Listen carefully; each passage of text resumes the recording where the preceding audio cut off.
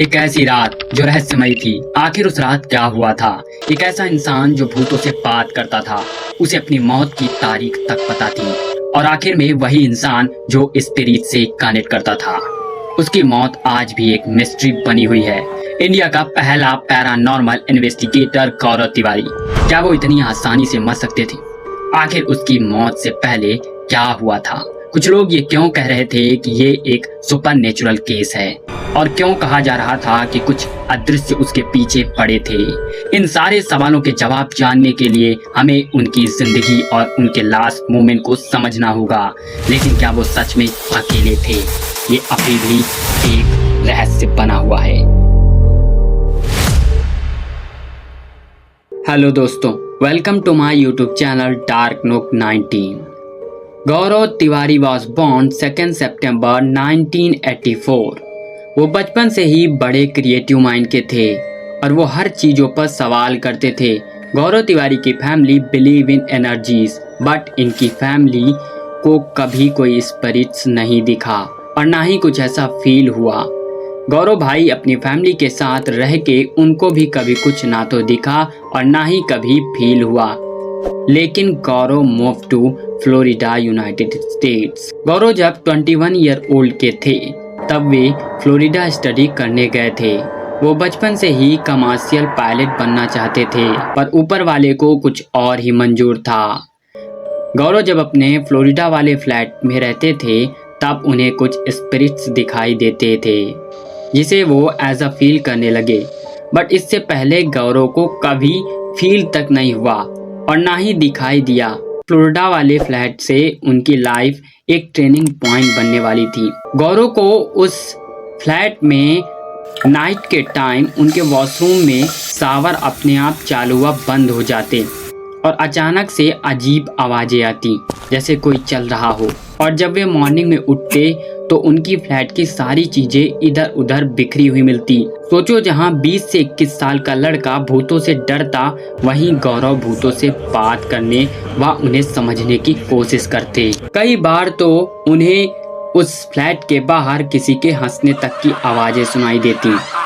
उन्हें हमेशा से ऐसा फील होता कि कोई तो है उस फ्लैट में जो अदृश्य है, लेकिन गौरव कभी डरे नहीं।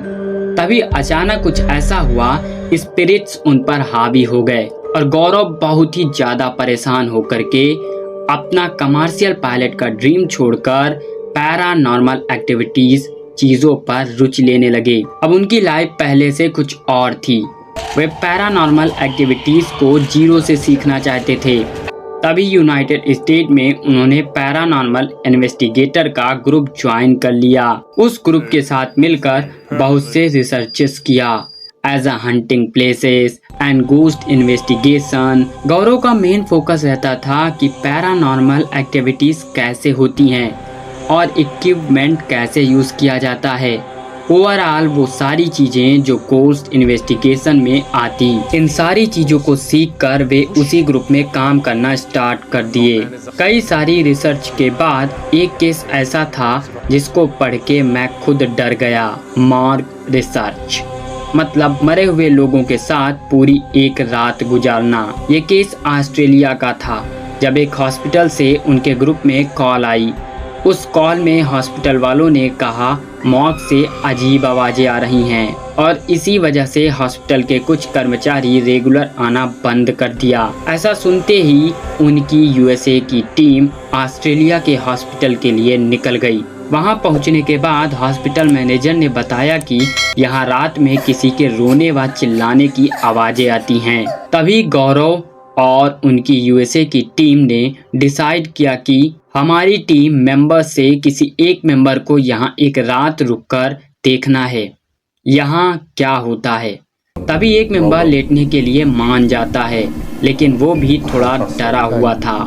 जब टीम ने मेंबर को अंदर करना चाहा तो उसने अंदर जाने से इनकार कर दिया और बोलने लगा कि मेरी बॉडी में कुछ हो रहा है। उनकी सारी टीम डरी हुई थी और अंदर रुकने के लिए कोई नहीं तैयार था।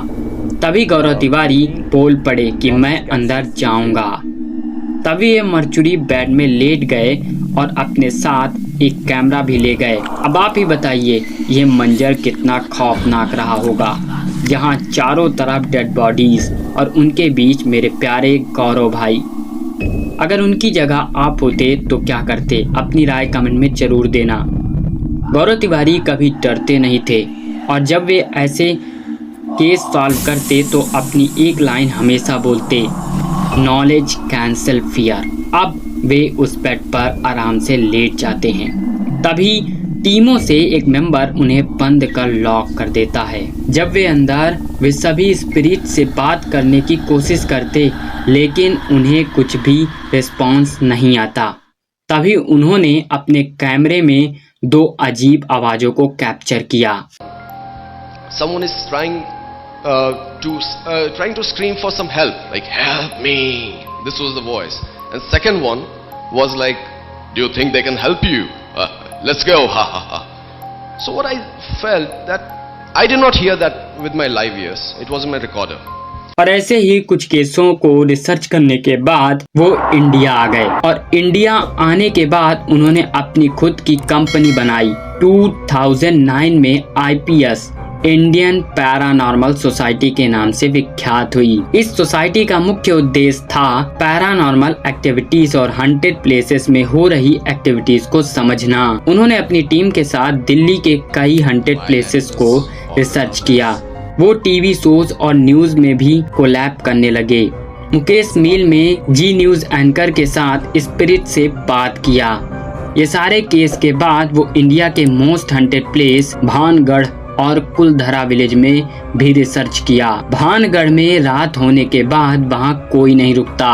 वहीं गौरव तिवारी और उनकी टीम रात भर रुके थे और रिसर्च किया। जब वहाँ अंधेरा होने लगता है, गौरव की टीम को बहुत अजीबोगरीबे आवाजें सुनाई देने लगती, लेकिन तभी गौरव उन्हें बताते कि ये किसी स्पिरिट्स की आवाजें नहीं, बल्कि आसपास घूम रहे कुछ जंगली जानवरों और पक्षियों की है। और जैसे ही भानगढ़ में मिडनाइट होती है, तब पूरा भानगढ़ फोर्ट एकदम से शांत हो जाता है। तभी उनके टीम का मेंबर K2 मीटर और गोस्ट बॉक्स निकाल लेते हैं। गौरव तिवारी इन सभी चीजों को लेकर फोर्ट के अंदर चले जाते हैं और सवाल पूछने लगते हैं। हम यहाँ से चले जाएंगे। आप, मुझे पता है कि आप चाहते हैं कि हम यहाँ नहीं रहें, लेकिन हम चाहते हैं कि इसी खिड़की पे एक और जो मशीन रखी है जिसमें एक लाल बत्ती जल रही है, उसमें आप अपना नाम बताएं या कुछ ऐसा संदेश दें जिससे हमें पता चले आप चाहते क्या हैं। लेकिन उन्हें वहां से कोई रिस्पांस नहीं मिलता। तभी फोर्ट के पीछे बने कुंड में भी वे इसी तरह की एक्टिविटीज को पूछने के लिए जाते हैं। जहां के लोकल लोगों ने बताया कि यहाँ अभी भी कुछ आत्माएं इस कुंड में आधी रात को नहाने के लिए आती हैं। जैसा कि आप देख सकते हैं, मेरे पीछे एक कुंड है। यहाँ काफ़ी सारा पानी है और काफ़ी लोगों ने कहा है कि यहाँ पे रात में लोगों को कूदते हुए देखा गया है और वो बोलते हैं वो किसी की आत्मा है। और बहुत सारी आत्माएं यहाँ पे रात में नहाती हैं। लेकिन गौरव तिवारी वहाँ भी पूछताछ किया और वहाँ भी उनको रिस्पांस कुछ भी नहीं मिला। उस किले के अंदर गौरव तिवारी ने एक बात बोली। 7 जुलाई 2016 की मॉर्निंग जब वे उठते हैं तो उनकी बीवी से झगड़ा होता है और फिर वे अपने रूम में जाकर लैपटॉप में ईमेल चेक करने लगते हैं। उसके बाद वो तुरंत वॉशरूम में चले जाते हैं और फिर कभी वॉशरूम से लौटकर नहीं आते। वही वॉशरूम उनका लास्ट प्लेस बन जाता है, जो आज तक रहस्य बनकर रह गया। ये रियल मिस्ट्री ऑफ केस आज तक अनसुलझा हुआ है। तो ये था गौरव तिवारी की डेथ का राज। पूरा वीडियो देखने के लिए आपको दिल से धन्यवाद।